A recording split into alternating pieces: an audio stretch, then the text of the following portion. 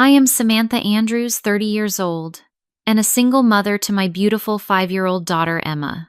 Never in a million years did I think my own father would call me the family disgrace at our Thanksgiving dinner before throwing us out into the cold November night. What he and the rest of my family didn't know was that they had been living off my $20 million fortune for years. I simply said fine and walked out with my head held high. Before I tell you what happened that night, let me know where you're watching from in the comments.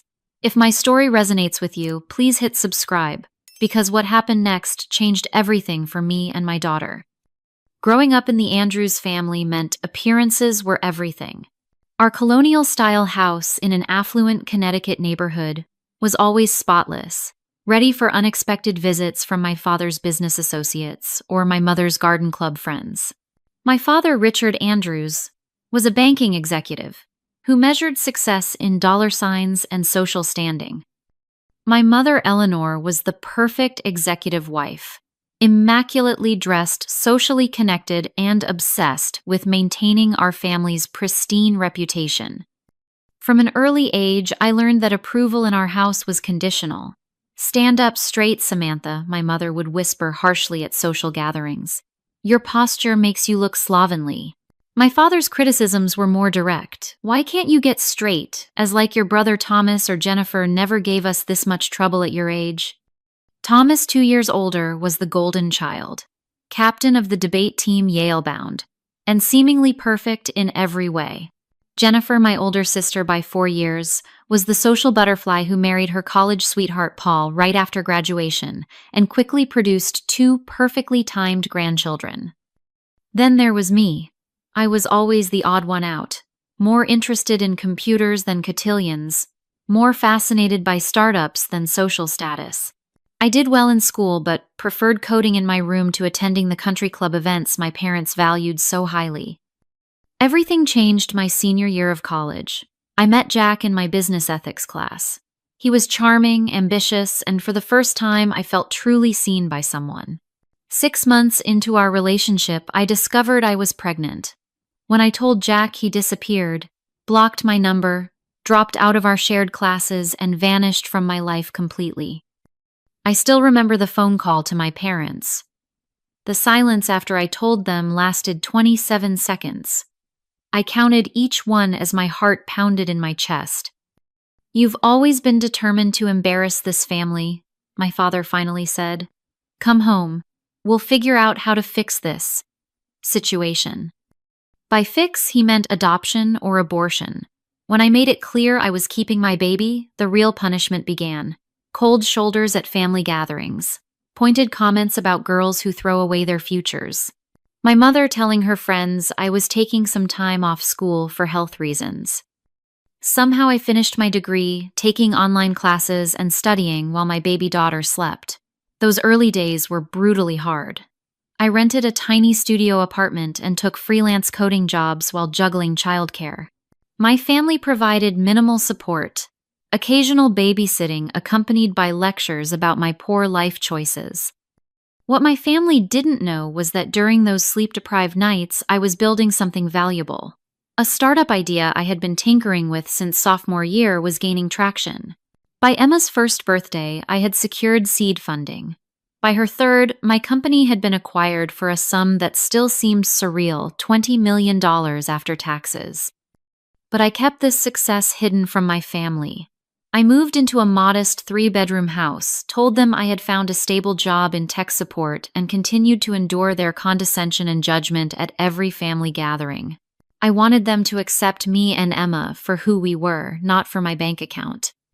Meanwhile, I quietly became their financial savior.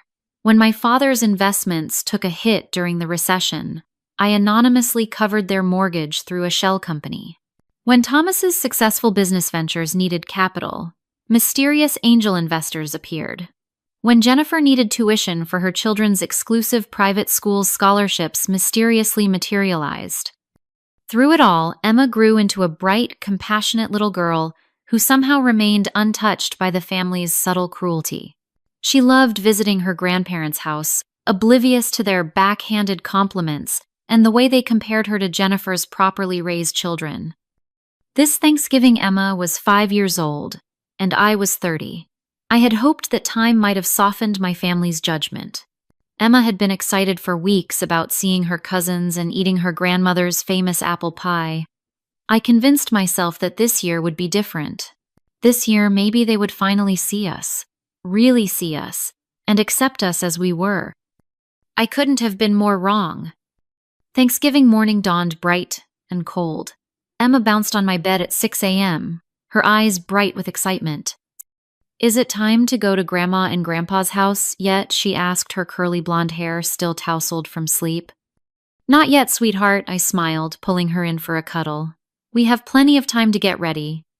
I had spent weeks preparing for this day. I'd ordered a case of my father's favorite Bordeaux wine, spending more on those bottles than my parents realized I supposedly made in a week.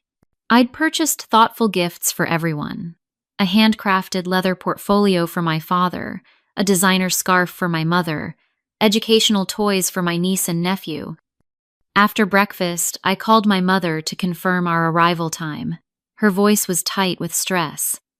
"We're eating at 4 sharp, Samantha. Your father doesn't like delays." "We'll be there by 2, Mom. Can I bring anything?" A pause. Jennifer's handling the side dishes. "She makes such wonderful sweet potatoes. You just focus on getting yourself and Emma here on time. And please make sure Emma wears something appropriate. Last Christmas, that play dress was a bit much." The play dress had been a beautiful velvet holiday dress that Emma adored. I bit back a retort. "We'll be properly dressed, Mom. See you soon." After hanging up, I took a deep breath before waking Emma up from her nap. We spent the afternoon getting ready, and I helped Emma into the new dress I'd bought her. Navy blue with white trim, conservative enough for my parents, but still pretty enough that Emma felt special wearing it. "You look beautiful, baby," I told her as I braided her hair. "You too, Mommy," she replied, touching the sleeve of my burgundy sweater dress. "Will Uncle Thomas be there? He promised to show me a card trick last time." "Everyone will be there," I assured her. "And we're going to have a wonderful time." The drive to my parents' suburban home took 45 minutes. It was a stately colonial with perfect landscaping and a circular driveway where my father insisted all cars be parked in order of arrival with his Mercedes, always positioned prominently by the front steps. What my family didn't know was that I had been making their mortgage payments for the past 3 years after my father's investment portfolio took a devastating hit. The house they took such pride in would have been foreclosed on without my anonymous intervention. We arrived at 1:45, 15 minutes early. Emma clutched her small gift bags for her grandparents as we walked to the door. I balanced the wine case and my own packages, taking a steadying breath before ringing the doorbell. My sister Jennifer answered her perfect bob swinging as she gave me an appraising once over. "You're early," she said, not quite hiding her annoyance. She turned to Emma with a manufactured smile. "Hello, Emma. The children are in the playroom. Try not to mess up your dress before dinner, okay?" No hug, no warm welcome. I felt Emma press against my leg, suddenly shy. "Go on, sweetheart," I encouraged her. "Go find your cousins." As Emma reluctantly headed toward the playroom, Jennifer turned back to me. "Mom's finishing the table settings, and Dad and Paul are watching football with Aiden and Zoe." Jennifer's children, ages 7 and 9, were apparently enjoying privileges Emma wasn't included in. My brother Thomas emerged from the kitchen, drink in hand. At 32, he had our father's tall build and authoritative presence. "Well, if it isn't the little sister," he said, giving me a brief side hug that felt more like a formality than affection. "Still at that tech support job?"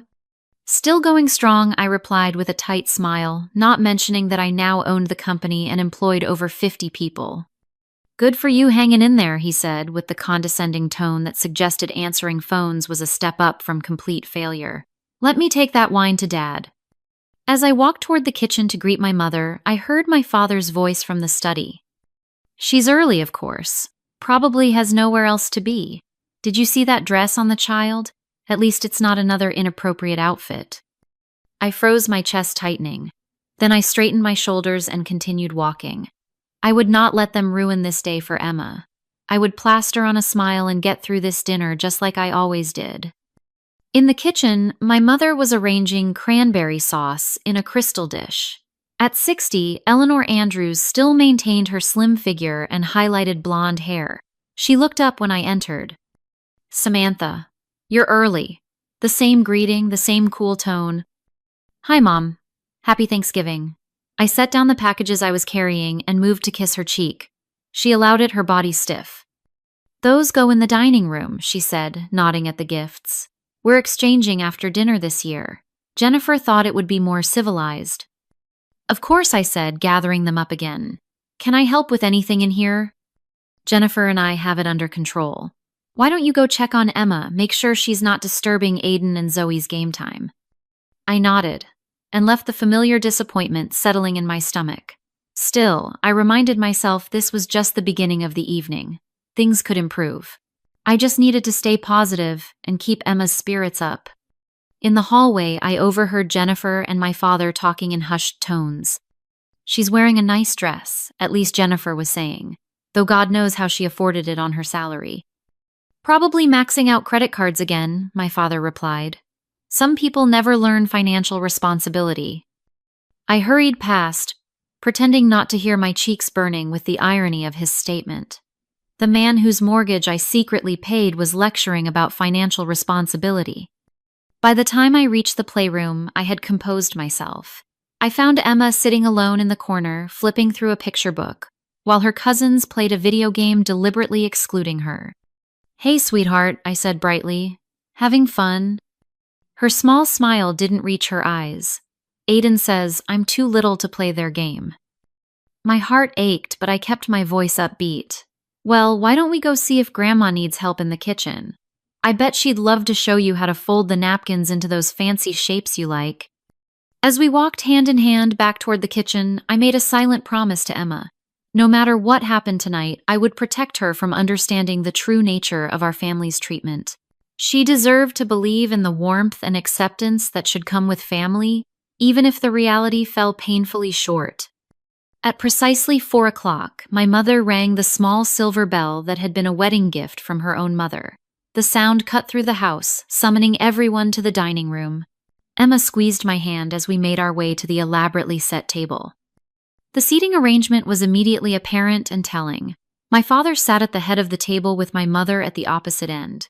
Thomas and Jennifer, along with their spouses and children, occupied the middle seats, the positions of honor. Emma and I were placed at the very end beside my mother, but as far from my father as possible, as if our perceived failures might be contagious. "Everyone take your assigned seats," my father announced, though no place cards were necessary. We all knew our rank in the family hierarchy. Emma climbed into her chair, her feet dangling above the floor. No one had thought to provide a booster seat, though one sat unused in the corner from when Jennifer's children were younger. "Samantha, make sure Emma doesn't spill anything on the tablecloth," my mother said. "It's Belgian lace." "She'll be careful," I assured her, placing a napkin across Emma's lap. I gave my daughter an encouraging smile, which she returned uncertainly. My father stood to carve the turkey, his annual performance. He wore a crisp white shirt and tie, even for a family dinner. His silver hair perfectly combed his posture ramrod straight despite being in his mid-60s. Before we begin, he announced, crystal glass in hand, "I'd like to propose a toast to our family and all our blessings this year." He proceeded to methodically list each family member's achievements. To Thomas, whose financial consulting firm landed the Westbrook account last month. To Jennifer, whose charity gala raised over $50,000 for the Children's Hospital. To Paul, who made partner at his law firm. To Aiden, who made the travel soccer team. And Zoe, who received the citizenship award at school. He paused his gaze deliberately, skipping over Emma and me. And to Eleanor, whose tireless dedication makes these family gatherings possible. The omission hung in the air, obvious and intentional. Emma looked up at me, confusion in her eyes. "What about us, Mommy?" she whispered too loudly in the sudden silence. Jennifer's husband, Paul, chuckled. "Out of the mouths of babes," he said, his tone, making it clear he found Emma's question inappropriate rather than innocent. "Well," my father said with a tight smile, I suppose we can acknowledge Samantha's persistence in her current position. Consistency has its merits. The backhanded compliment stung, but I smiled for Emma's sake. Thank you, Dad. Emma and I have had a good year. And what grade are you in now, Emily? My mother asked, getting my daughter's name wrong, as she sometimes did. I'm Emma, Grandma, my daughter corrected politely. I'm in kindergarten. My teacher says I'm reading at a second grade level. My mother replied noncommittally. Aiden was reading at a third grade level at your age, wasn't he, Jennifer? And so it went. Every conversation circled back to the accomplishments of Thomas or Jennifer or their children. When I mentioned Emma's talent for drawing, Jennifer immediately pulled out her phone to show everyone Zoe's artwork that had been displayed in the school lobby. When I tried to discuss a book I'd recently enjoyed, Thomas interrupted to talk about a financial article he'd been quoted in. The food was passed around with the best portions pointedly served to everyone but Emma and me. My father's comments grew increasingly sharp as he worked his way through his second glass of the expensive Bordeaux I'd brought. So Samantha, he said during a lull in the conversation, have you given any thought to providing Emma with a proper father figure? A child needs stability, you know. I set down my fork carefully. Emma has stability. We have a lovely home, a good routine, and plenty of love. But not a man in the house, he pressed. How is she supposed to learn proper family values? Before I could respond, Jennifer jumped in. Speaking of family values, she said with a meaningful glance at her husband, Paul and I have an announcement. All attention immediately shifted to my sister, who placed her hand on her still flat stomach. We're expecting baby number 3 will be joining us next June. The table erupted in excitement. My mother actually clapped her hands together in delight. My father stood up again to propose another toast. Emma looked at me, clearly sensing the stark difference between the reception of Jennifer's news and the cool acknowledgement of our existence. That's wonderful news, I said sincerely, because despite everything, I didn't begrudge my sister, her happiness, or her growing family. Congratulations, Jennifer and Paul. Thank you, Jennifer said, barely glancing my way before turning to our mother. We're thinking of converting the guest room into a nursery. I was hoping you could help with the design, Mom. Of course. Oh, this is just wonderful news. Another grandchild. My mother beamed, pointedly not mentioning that Emma was also her grandchild. As dessert was being served, Thomas cleared his throat. Since we're sharing good news, I have an announcement as well. Henderson Financial has offered me a directorship.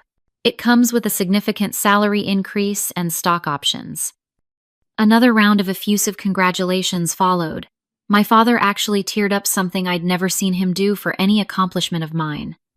This calls for the good scotch, he declared, rising, to retrieve his prized bottle from the cabinet.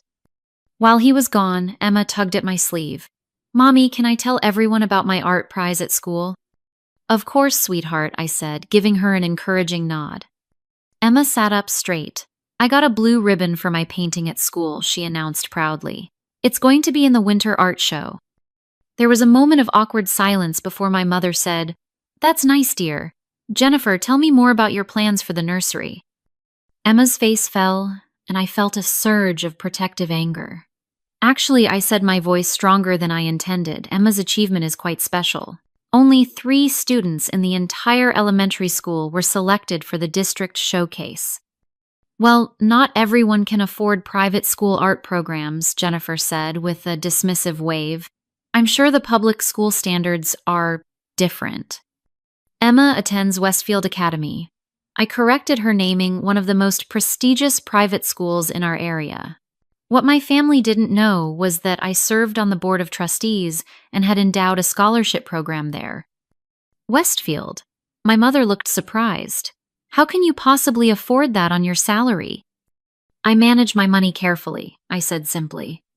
Must be those child support payments from the absent father, my father remarked, as he returned with his scotch. At least he's good for something. Actually, Jack has never paid a penny in child support, I said, my voice tight. Emma's education is entirely my responsibility, and I'm proud to provide it for her. An uncomfortable silence fell over the table, broken by Aiden reaching across to grab a cookie. His elbow knocked against a crystal bowl, sending it toppling toward Emma's lap. She jerked back instinctively, and the bowl crashed to the floor, shattering into dozens of pieces. Emma Jennifer exclaimed, "Look what you've done!" "It wasn't me," Emma said in a small voice. Aiden bumped it. "Don't blame my son for your clumsiness," Jennifer snapped. I opened my mouth to defend Emma, but my father's voice cut through the room like ice. "That was your grandmother's crystal, Samantha. A family heirloom. This is exactly why we can't have nice things around your child." "Did Emma, didn't I?" began. "I saw what happened," he interrupted. "Your daughter jerked her arm and knocked it over. Just like you always were, careless and then quick to blame others." Emma's eyes filled with tears. "I'm sorry, Grandpa, I didn't mean to." "Of course you didn't," my mother said with a sigh. "But intentions don't fix broken heirlooms, do they?" I felt something shift inside me. The careful facade I'd maintained for years began to crack as I watched my daughter shrink into herself, accepting blame for something she hadn't done. The shattered crystal seemed to break something in my father as well. He stood abruptly, his face flushed with anger and too much scotch. "This is exactly what I'm talking about," he said, his voice rising. "No discipline, no respect for family traditions or property." He pointed at Emma, who was trying not to cry. "This is what happens when children are raised in broken homes without proper values." "Dad," I said, keeping my voice deliberately calm. "It was an accident, and it wasn't Emma's fault. Accidents happen in homes with all kinds of family structures." He turned his anger fully toward me. "Don't you dare lecture me about family structures, Samantha. You who couldn't even maintain a relationship with your child's father. You who got pregnant out of wedlock and refused to correct your mistake." "Emma is not a mistake," I said, feeling a dangerous calm settle over me. "Look at you," he continued, as if I hadn't spoken. 30 years old, no husband, no real career, living off who knows what income in that shabby house of yours, sending your child to a school you can't afford, probably drowning in debt, just like you always were irresponsible with money. Thomas shifted uncomfortably. "Dad, maybe this isn't the time." "No, I'm tired of tiptoeing around this," my father interrupted. "I'm tired of pretending at every family gathering. Your sister is a disgrace to this family, Thomas. Always has been. Headstrong, rebellious, refusing to follow the path we set out for her." "Richard," my mother said weakly, but he waved her off. "Do you know what my colleagues say? They ask about Thomas's business, about Jennifer's charity work, and then they get this look, this pitying look, when they remember I have another daughter, the single mother, the family embarrassment." Each word hit like a physical blow, but I remained outwardly composed, even as I felt Emma trembling beside me. "And now," he continued, gesturing at the broken crystal, "she's raising her daughter to be just as careless, just as disrespectful of family traditions." "That's enough," I said quietly. "Is it?" He turned to face me fully. "Is it enough, Samantha? Because I've had enough. Enough of your sullen presence at family gatherings. Enough of watching you raise that child without proper guidance. Enough of the embarrassment you bring to our family name." Jennifer, apparently emboldened by our father's tirade, joined in. "You've always thought you were special, Sam. Always thought the rules didn't apply to you. But look at where that got you. A dead-end job, no husband, struggling to give your daughter what our children have naturally." "A proper home," my father continued. "That's what children need. Two parents' stability values. Not whatever it is you're providing in that little house of yours." Emma was openly crying now, silent tears streaming down her face. I put my arm around her shoulders and stood up. "We're leaving," I said calmly. "Running away, just like always," my father sneered. "Can't face the truth, can you?" "The truth is that you've never accepted Emma or me for who we are," I said.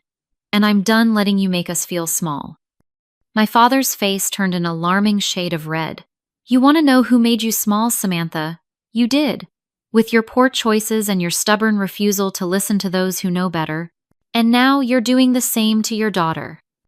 Emma buried her face against my side, her small body shaking with sobs. "Get out," my father suddenly shouted, slamming his hand on the table hard enough to make the silverware jump. Get out of this house, you ungrateful, disrespectful piece of trash, and take your ill-mannered child with you." A stunned silence fell over the table. Even Jennifer looked shocked at our father's outburst. Richard, my mother, said faintly, "It's Thanksgiving." "I don't care what day it is," he spat. "I want her out of my house. The family disgrace. That's what you are, Samantha. A disgrace to the Andrews name." I looked around the table at the faces of my family members. My mother pale and silent. Thomas uncomfortable but unwilling to intervene. Jennifer a mixture of shock and smug satisfaction on her face. Her husband Paul staring at his plate. Even the children were frozen in place, witnessing the explosion of years of simmering resentment. I took a deep breath and gathered my dignity around me like armor. "Fine," I said simply. I turned to Emma. "Get your coat, sweetheart. We're going home." "But Mommy," she whispered, her voice choked with tears. "What about Grandma's pie?" "There will be other pies," I promised her, my heart breaking at her innocent concern amid such cruelty. "That's right, run away," my father called after us as I led Emma to the foyer. "That's all you know how to do." I helped Emma into her coat and collected our purse and car keys. My hands were steady, despite the storm of emotions inside me. As we reached the front door, I turned to face my family who had followed us into the hallway. "You know," I said quietly, "for years I've wanted nothing more than your approval, your acceptance. I wanted Emma to have the family I thought I had growing up, but now I see that was an illusion. This isn't a family. It's a hierarchy of judgment and conditional love." "How dare you," my father began, but I held up my hand and to my surprise he fell silent. "Emma and I deserve better than this. We deserve love that doesn't come with stipulations and criticism. Thank you for making that so abundantly clear today." I opened the door and guided Emma outside into the cold November evening. I could hear my father still shouting behind us, but his words no longer had the power to wound me. In the car, Emma's tears fell freely. "Why does Grandpa hate us, Mommy?" "He doesn't hate us, sweetheart," I said, starting the engine. "He just doesn't understand us. And that's not our problem anymore." As we drove away from the house I'd been secretly keeping from foreclosure, I made a decision that would change all our lives forever. It was time to stop hiding my success, time to stop enabling their cruelty, time to build a life based on genuine connections rather than familial obligation. We checked into a luxury hotel that night. I ordered room service, a Thanksgiving feast just for the two of us, and we ate ice cream sundaes in fluffy hotel robes while watching animated movies. As Emma finally drifted off to sleep, exhausted from the emotional day, I made a series of phone calls that would set my new plan in motion. Morning sunlight streamed through the hotel suite's windows, casting golden patterns across the plush carpet. Emma was still asleep, curled up in the king-sized bed, her blonde curls spread across the pillow. I'd been awake for hours, finalizing the details of our new beginning. My phone buzzed with an incoming call from Diane, my executive assistant, a fact my family didn't know, believing she was just my friend on the rare occasions they'd met her. "Morning, Sam," she said when I answered. "I've made all the arrangements as you requested. The Miami house is being prepared. Your office there will be ready by Monday, and Emma's school transfer is in process. They're thrilled to have her mid-year." "Thank you, Diane," I said, keeping my voice low to avoid waking Emma. "And the other matter, I've contacted your financial team.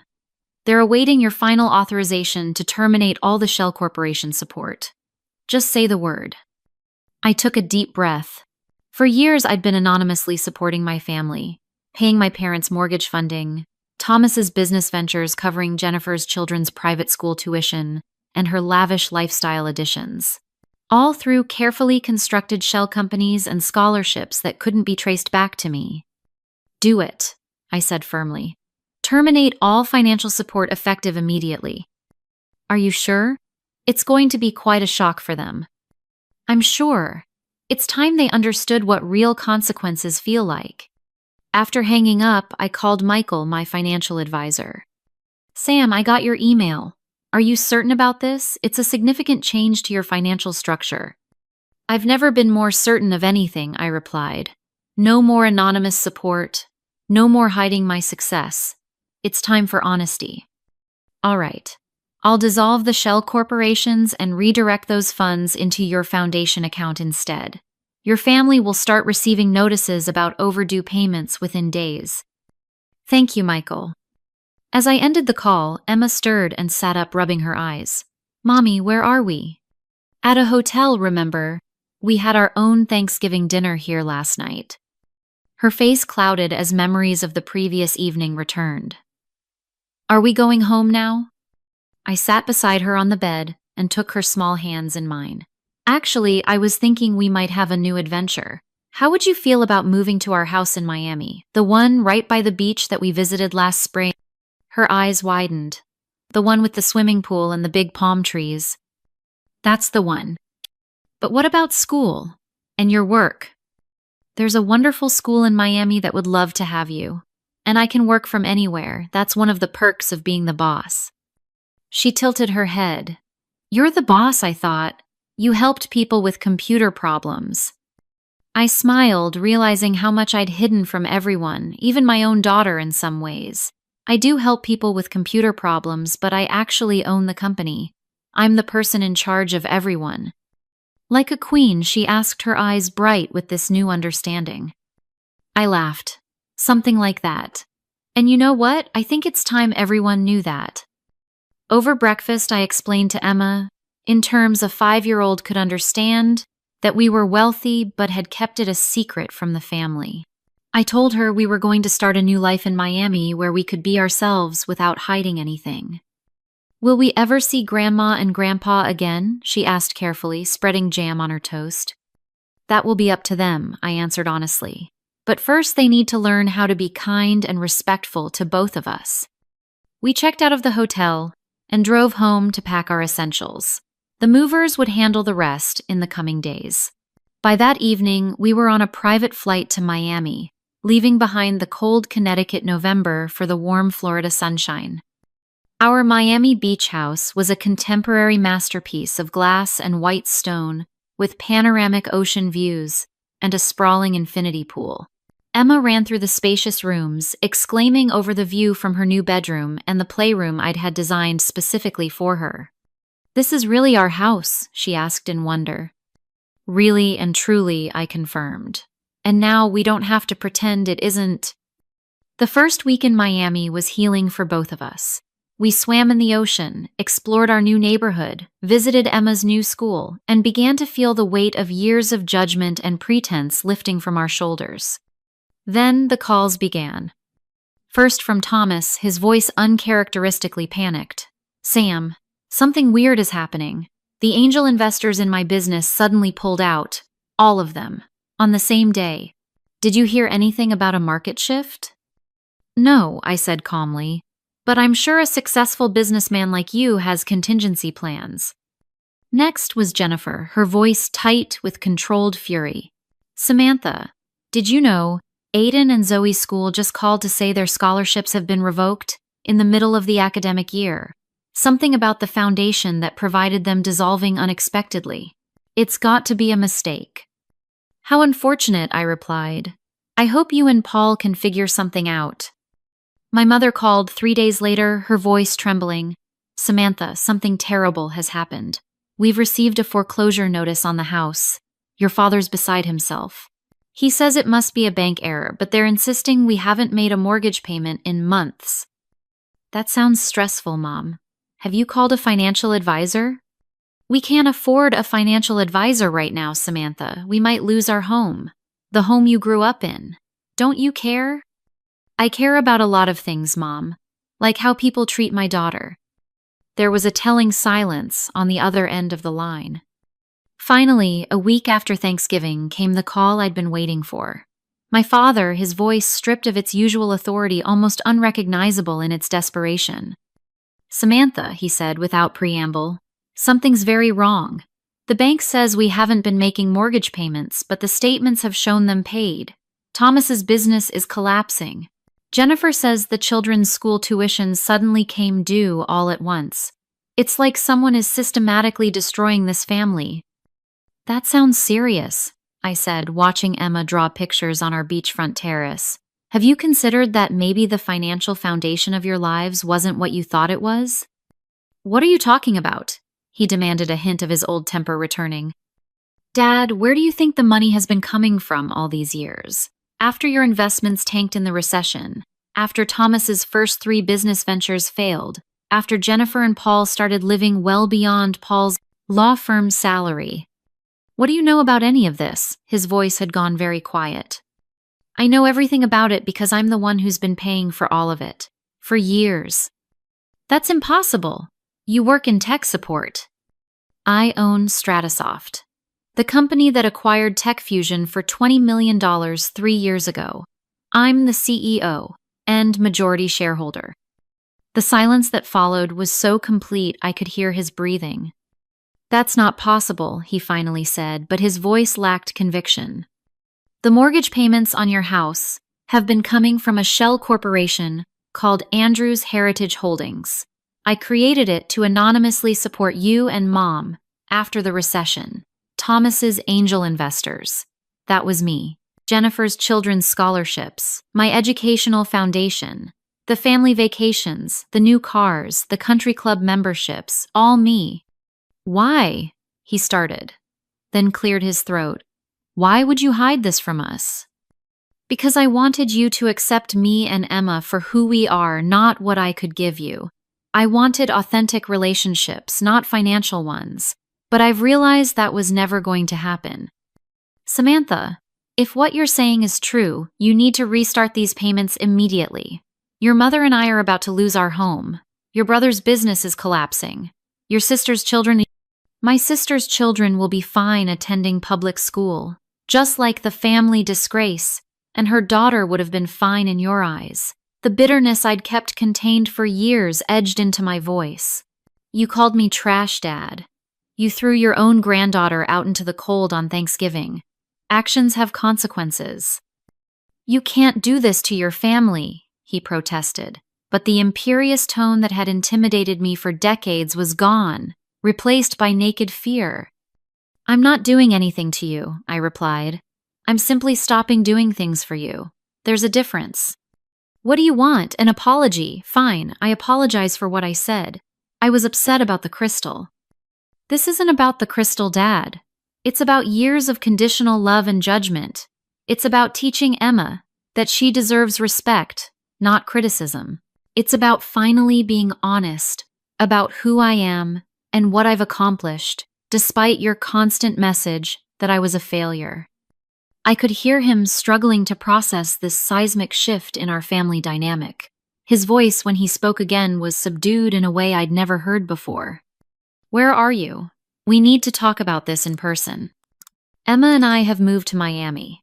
We're starting fresh where we can be ourselves without judgment. Miami? You can't just take my granddaughter to Miami without discussion. I laughed, the sound surprising even me. I think you forfeited any right to that discussion when you called her ill-mannered and kicked her out of Thanksgiving dinner.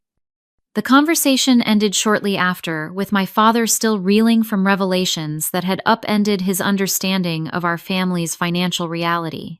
I knew it wouldn't be the last difficult call, but for the first time in my adult life, I felt completely in control of my relationship with my family. That night, as Emma and I watched the sunset from our beachfront terrace, she looked up at me with serious eyes. Are Grandma and Grandpa and Aunt Jennifer and Uncle Thomas going to be okay? I stroked her hair gently. They're going to have to make some changes, but yes, they'll be okay. They just won't be living off our money anymore. Was that a secret? That we were giving them money? It was. But I don't think we need any more secrets between us, do you? She shook her head solemnly. No more secrets. Just us being us. Just us being us, I agreed, hugging her close as the last rays of sun disappeared beyond the horizon. December in Miami proved to be a revelation. While our old home in Connecticut would have been blanketed in snow requiring heavy coats and boots, Emma and I spent weekends on the beach in light sweaters collecting shells and building sandcastles. The warmth of the sun seemed to mirror the warmth growing in our hearts as we settled into our authentic lives.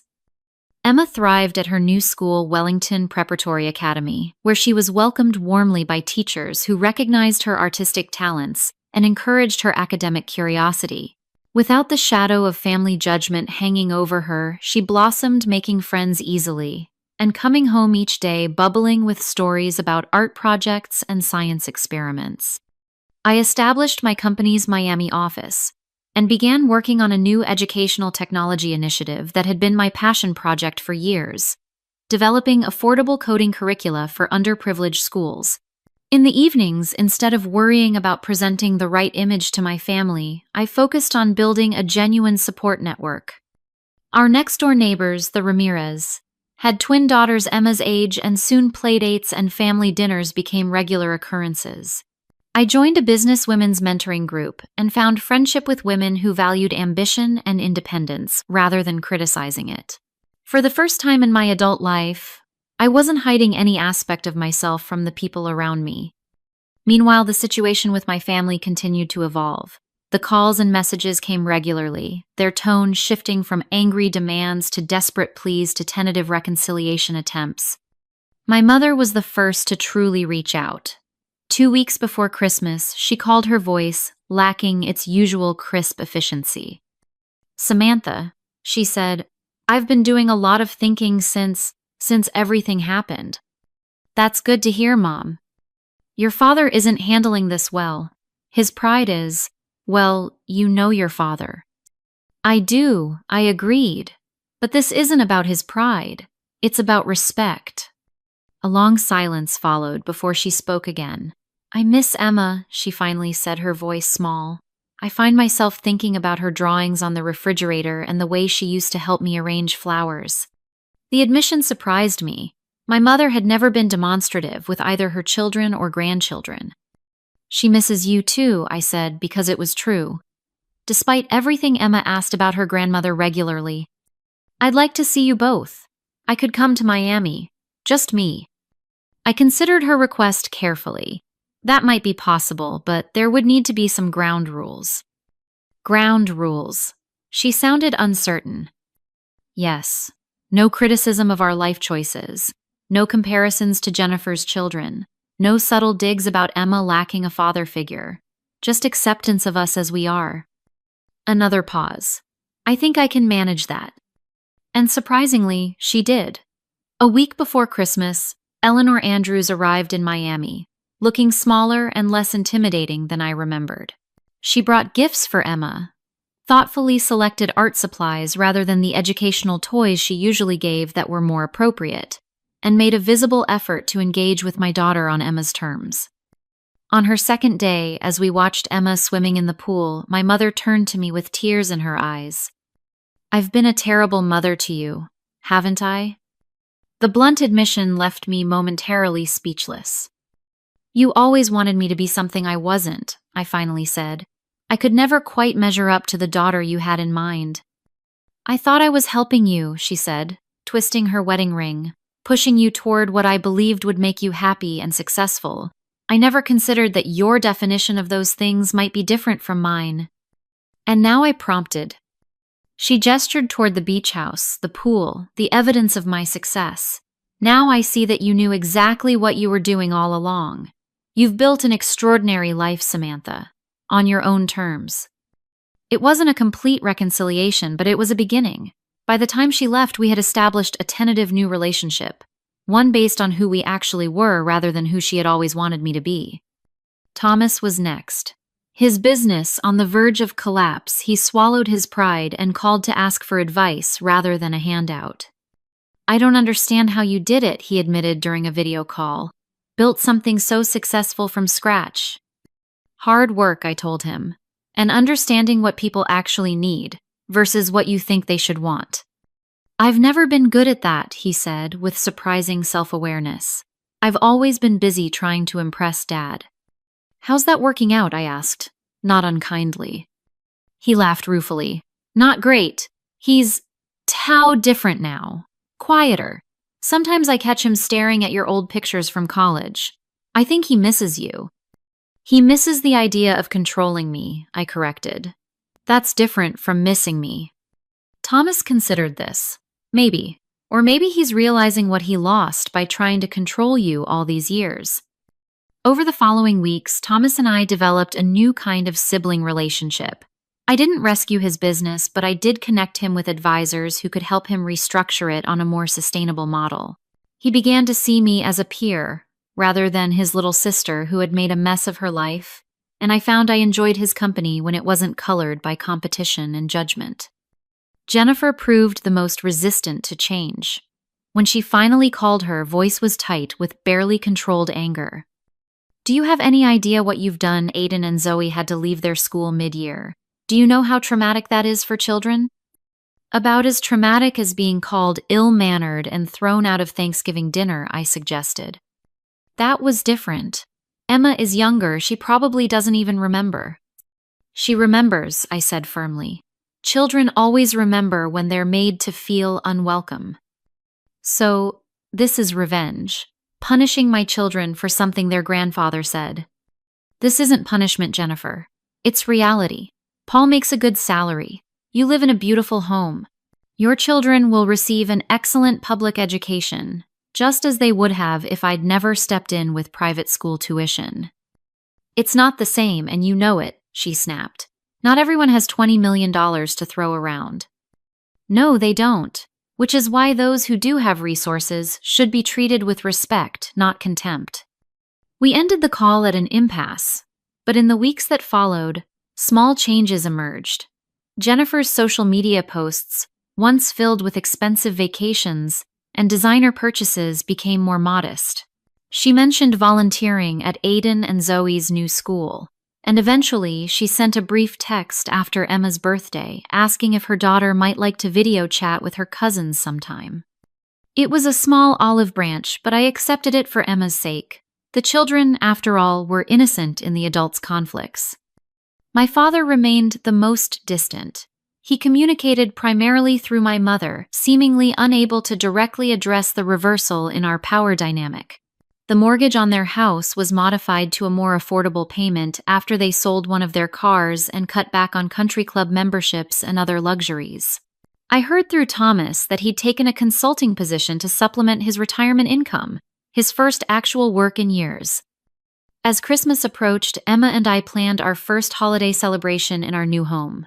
We decorated a tree with ornaments we selected together, baked cookies with the Ramirez family next door, and discussed which traditions we wanted to keep and which new ones we might create. "Will we see Grandma and Grandpa for Christmas?" Emma asked one evening, as we hung stockings by our beachfront windows, an unconventional location in the absence of a fireplace. "Not this year, sweetheart," I told her, "but Grandma might come visit again in January." "What about Grandpa?" I hesitated, wanting to be honest without burdening her. "Grandpa is still learning some important lessons about how to treat people kindly. When he's ready to do that, he can visit too." She considered this solemnly. "People can change if they really want to, right?" "Yes," I agreed, hugging her close. "People can change if they want to badly enough." We hosted Christmas dinner for our new friends and neighbors, filling our home with laughter and genuine warmth. As I watched Emma explaining her artwork to our guests with confidence and joy, I realized we had created something my parents' perfectly decorated home had always lacked, a place where people felt valued for exactly who they were. Later that night, after Emma had gone to bed, I sat on our terrace overlooking the moonlit ocean and reflected on how completely our lives had transformed in just 1 month. The phone call that had finally freed us from pretense had come on Thanksgiving, but the true liberation had been internal, the courage to live authentically and demand the respect we deserved. My phone buzzed with a text message. It was from my father, the first direct communication since our confrontation. "Merry Christmas to you and Emma," it read. "Your mother shows me the pictures you send. The house looks nice. Hope you're both well." It wasn't an apology. It wasn't a reconciliation. But it was an acknowledgement of our existence without criticism or judgment, and for now that was enough. I texted back a simple Merry Christmas and returned my gaze to the ocean, feeling a sense of peace settle over me.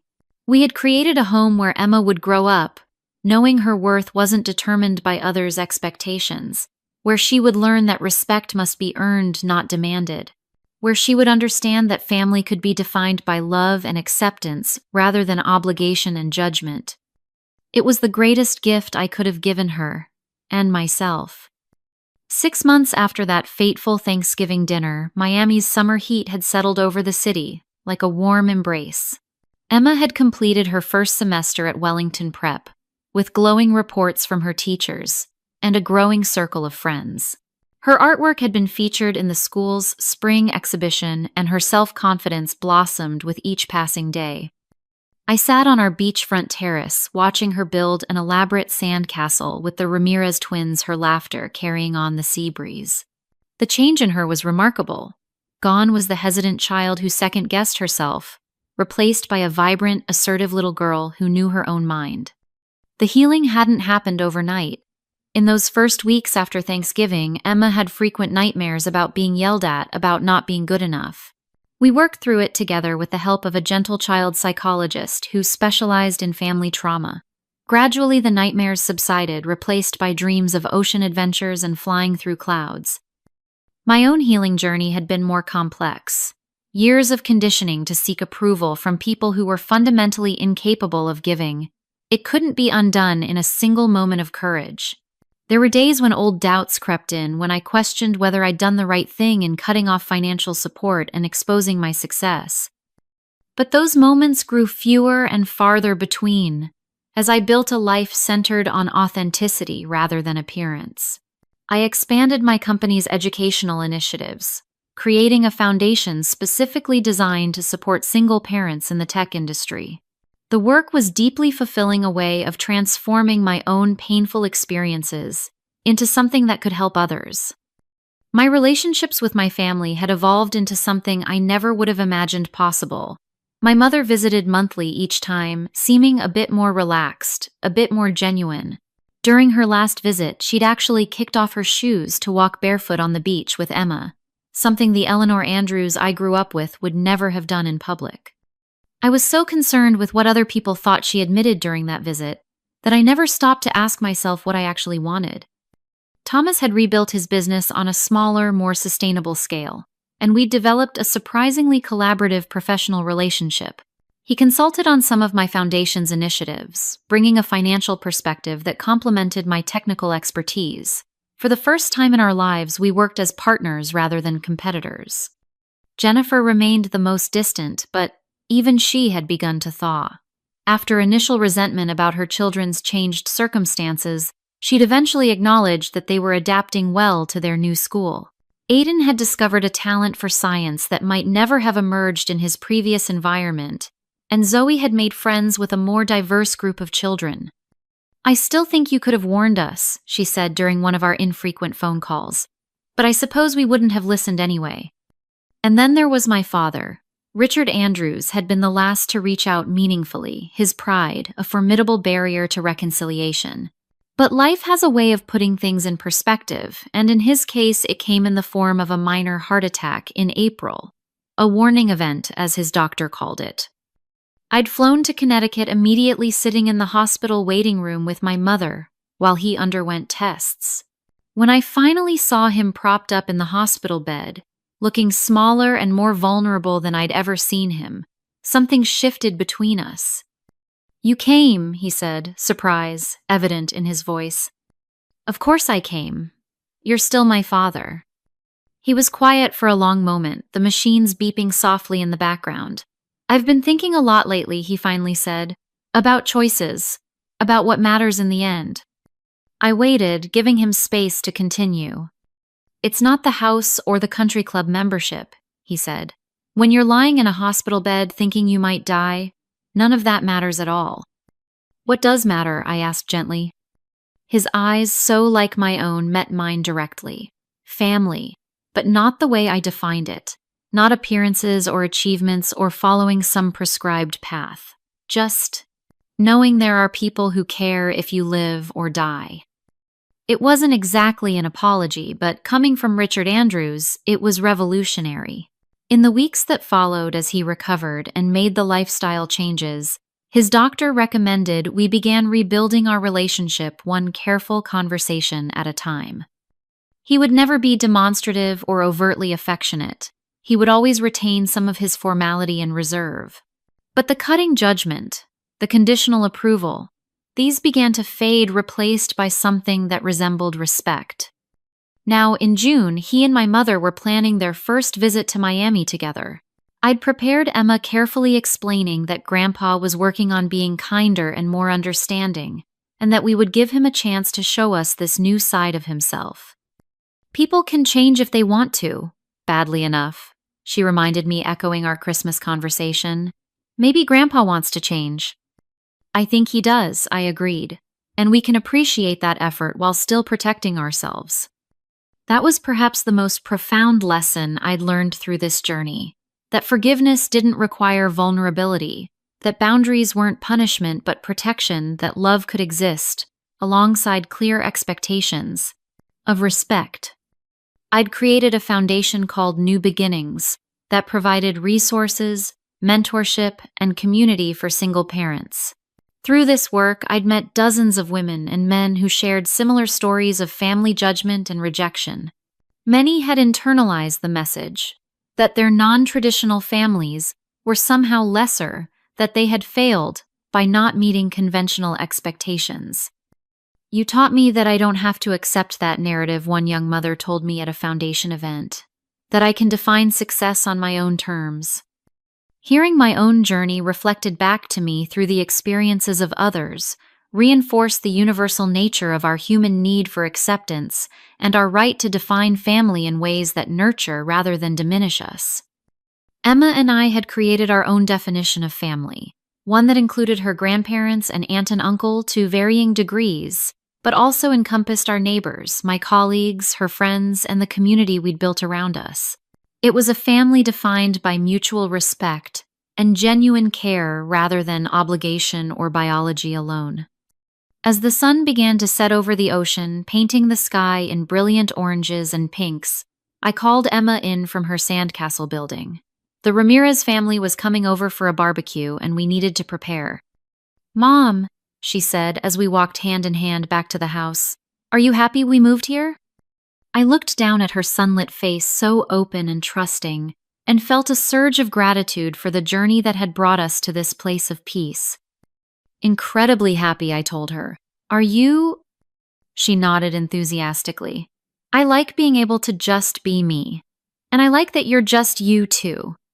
"That's the most important thing I've learned," I said, squeezing her hand. "That being truly yourself is worth more than trying to be what someone else wants you to be." "Even if they're family?" she asked with the piercing insight children sometimes display. "Especially if they're family," I confirmed. "Because real family loves you for exactly who you are, not who they wish you would be."